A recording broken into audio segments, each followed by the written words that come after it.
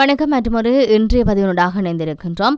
உரிமைகள் மற்றும் கோரிக்கைகளுக்கான போராட்டத்தின் விளைவாக தொடங்கிய உலக தொழிலாளர் தினத்தின் 138வது வருட கொண்டாட்டத்தின் போது ஒரு நாடாக நாம் முக்கியமான கட்டத்தை எட்டியிருக்கின்றோம். நாட்டின் பொருளாதாரத்தை வலுப்படுத்தி முன்னோக்கி நகர்த்தி சவாலை முறியடிக்க வேண்டிய தவிர்க்க முடியாத பொறுப்பு நம் அனைவருக்கும் இருக்குது. இதுக்காக ஒன்றிணைந்து உரிய திட்டமிடலாக பணியாற்ற வேண்டும் என்று ஜனாதிபதி ரணில் விக்ரமசிங்க தன்னுடைய வாழ்த்து செய்தியில் சொல்லியிருந்தார். நாட்டின் பொருளாதார வீழ்ச்சி ஏற்பட்ட போது உழைக்கும் மக்களே இதற்கு அதிகமான சவால்களை எதிர்கொண்டிருந்தார்கள். பொருளாதாரத்தை முன்னேற்றுவதில் விடாமுயற்சியுடன் பங்கேற்றி வரும் உழைக்கும் மக்களுக்கு தன்னுடைய வாழ்த்துக்கள் என்று சொல்லியிருந்தார்.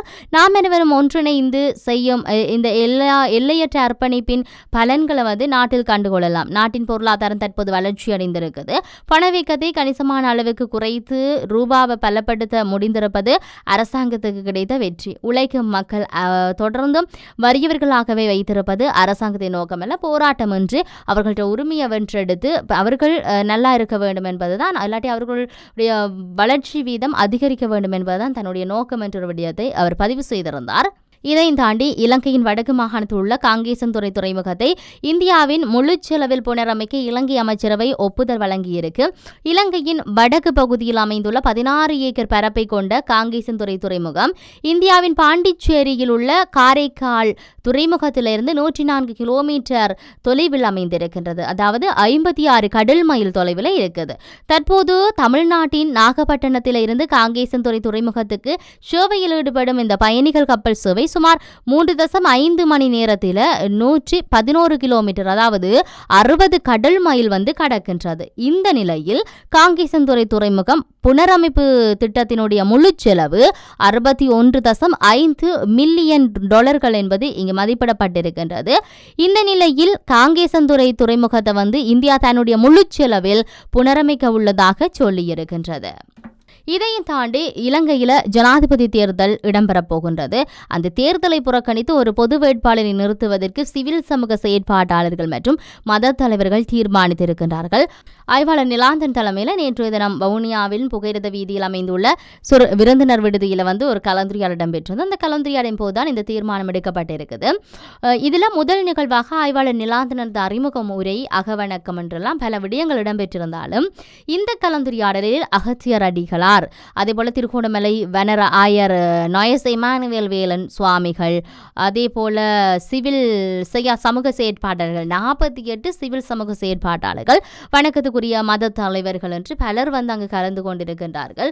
ஆகவே பொறுத்திருந்து தான் பார்க்க வேண்டும். இது எவ்வளவுக்கு சாத்தியமான விஷயம் என்பது தெரியவில்லை. ஆனால் இருந்தாலும் எல்லோரும் ஒரு அழுத்தம் கொடுக்கின்ற ஒரு விடயம் இதுவாகத்தான் இருக்கிற பொது வேட்பாளர் நிறுத்தப்பட வேண்டும் என்ற ஒரு விடயத்தை எல்லாரும் முன்வைத்திருக்கின்றார்கள். பார்க்க வேண்டிய தேவை இருக்கின்றது. சரி, இதையும் தாண்டி அமெரிக்காவை பொறுத்த மட்டில் ஏதோ ஒரு வகையில் இந்து சமுத்திர பிராந்தியத்தை தனது கட்டுப்பாட்டின் கீழ் எடுத்துவிட வேண்டும் என்பதில் உறுதியாக இருக்குது என்று பிரித்தானியாவில் இருக்கின்ற இராணுவ ஆய்வாளர் கலாநிதி ஆருஸ் சொல்லுகிறார்.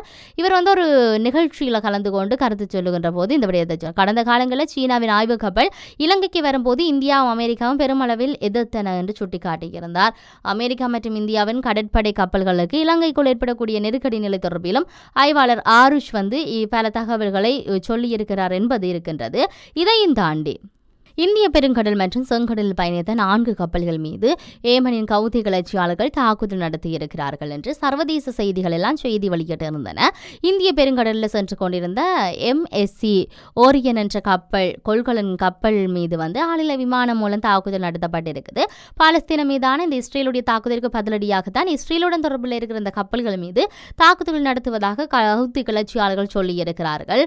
சைக்லேட்ஸ் என்ற வணிக கப்பலையும் செங்கடலில் பயணித்த 2 அமெரிக்க கடற்படை கப்பல்களையும் தாக்கியதாக கவுதி கிளர்ச்சியாளர்கள் நேற்று சொல்லியிருந்தார்கள். அண்மையில் செங்கடலில் பயணித்த பிரித்தானிய எண்ணெய் கப்பல் மீதும் கவுதி கிளர்ச்சியாளர்கள் தாக்குதல் நடத்தியிருப்பதை நாங்கள் இங்கு சுட்டிக்காட்டக்கூடியதாக இருக்கின்றது. இதையும் தாண்டி ஆரம்பத்தில் குறிப்பிட்டது போலதான் இந்த பொது வேட்பாளர் சார்ந்து ஜனாதிபதி தேர்தலுக்காக தமிழ் தரப்பிலிருந்து பொது வேட்பாளர் நியமிக்க எல்லோரும் ஒற்றுமையாக இணைந்து ஏகமனதாக சரியான தெரிவினை மேற்கொள்ள வேண்டும் என்று சொல்லி காணாமலாக்கப்பட்ட உறவு சொல்லி இருக்கின்றது. தொழிலாளர் தினம் இன்றைக்கு கொண்டாடப்படுகிறது. தொழிலில் ஈடுபட்ட எங்களது உறவுகளை கடத்தி காணாமலாக்கப்பட்டதால் நாங்கள் அவர்களை தேடிக்கொண்டிருக்கிறோம். ஆகவே தற்போது உழைப்பாளி என்ற வர்க்கத்தில் நாங்கள் இல்லாமல் கையேந்து வர்க்கத்தில் இருக்கின்றோம். எனவே எங்களது உறவுகளை மீண்டும் எமக்கு தர வேண்டும், திருப்பி தர வேண்டும் என்பதற்காக போராடி வருகிறோம் போராடுகிறோம், எமக்கான நீதியினை பெற்றுத்தராமல் சர்வதேசம் தொடர்ச்சியாக தங்களை ஏமாற்றிக் கொண்டிருக்கின்றது என்றும், என்றாலும் கூட எங்களது உறவுகளுக்கான சர்வதேச நீதியை பெற்றுத்தர வேண்டும், ஆகவே உரிமைகள் அனைத்தையும் பெற்றுக்கொள்வதற்கு நாங்கள் அனைவரும் ஒற்றுமையாக பயணிக்க வேண்டும் என்பது தங்களுடைய குறிக்கோளாக இருக்கின்றது. தற்போது ஜனாதிபதி தேர்தலுக்கான தமிழர் தரப்பில் பொது வேட்பாளரை நியமிக்க எல்லோரும் ஒற்றுமையாக இணைந்து ஏகமனதாக ஒரு சரியான தெரிவினை மேற்கொள்ள வேண்டும் என்று சொல்லியிருந்தனர். குறித்த ஆர்ப்பாட்டத்தின் போது எங்கே எங்கே உறவுகள் எங்கே, கையில் ஒப்படைக்கப்பட்ட உறவுகள் எங்கே போன்ற கோஷங்களை எழுப்பியவாறும் பதாதிகளை தாங்கியவாறும் அவர்கள் ஆர்ப்பாட்டத்தில் தங்களுடைய கருத்துக்களையும் முன்வைத்திருந்தார்கள். அதே போன்றுதான் ஜனாதிபதி தேர்தல் பொது வேட்பாளரை களமிறக்குவதனால் சர்வதேச சமூகத்துக்குள்ள செய்தி ஒன்றை சொல்லக்கூடியதாக இருக்கும் என்று சொல்லி நாடாளுமன்ற உறுப்பினர் சிவஞானம் ஸ்ரீதரன் அண்மையில் நாட்களில் சொல்லியிருக்கிறார். ஒரு நாட்டில், இந்த நாட்டில் 18 லட்சம் தமிழ் வாக்குகள் இருக்குது. இந்த நிலையில் ஜனாதிபதி தேர்தலில் பொது வேட்பாளர் ஒருவரை களமிறக்குவது ஒற்றுமைக்கு வழிகோலும்.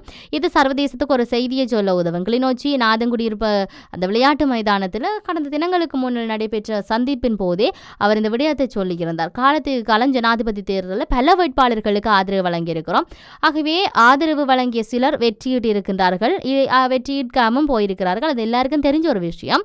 ஆகவே தமிழர்களின் அரசியல் கொள்கைக்கென தமிழ் பொது வேட்பாளர் ஒருவர் தேவை, இதுதான் தன்னுடைய தனிப்பட்ட கருத்துன்னு சொல்லியிருப்பதை நாங்கள் பார்க்கக்கூடியதாக இருக்கின்றது. அதேபோல சட்டத்தரணி ஒரு விடயத்தை சொல்லியிருந்தார். என்னவென்று சொன்னால், தமிழ் மக்கள் எல்லோரும் ஒற்றுமையாக இந்த பொது வேட்பாளரை நிறுத்த வேண்டும், அதிலும் குறிப்பாக சிங்கள கட்சிகளுடைய ஆதரவும் இருக்க வேண்டும் என்ற ஒரு விடயத்தை ஒரு சட்டத்தரணி முன்வைத்திருந்ததையும் பார்க்கக்கூடியதாக இருக்கின்றது. ஆகவே பொறுத்திருந்து தான் பார்க்க வேண்டும் இந்த பொது வேட்பாளருடைய பிரச்சனை இல்லாட்டி பொது வேட்பாளருடைய கருத்து எப்படி நகரப் போகின்றது. உண்மையிலேயே எதிர்வருகின்ற இந்த ஜனாதிபதி தேர்தலில் பொது வேட்பாளர் இறக்கப்படுவார்களா, தமிழ் சார்பில் இருந்து பொது வேட்பாளர் இறக்கப்படுவாரா இல்லையா என்பதையெல்லாம் நாங்கள் பொறுத்திருந்து பார்க்க வேண்டிய தேவை இருக்கின்றது. மற்றும் ஒரு பதிவினூடாக சந்திப்போம். வணக்கம்.